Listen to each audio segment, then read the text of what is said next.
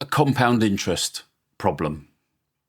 I'm going to short circuit quite a lot of the technique here and go straight to the multiplying number. If we start off with 7,000, the multiplying number for year 1 will be 1.03. And the multiplying number for year 2 will be 1.015. So all we've got to do is write down at the end of 2 years, the account contains 7,000 multiplied by our two numbers, 1.03 multiplied by 1.015. Again, the calculator reveals the result, £7,318.15. And that is your answer.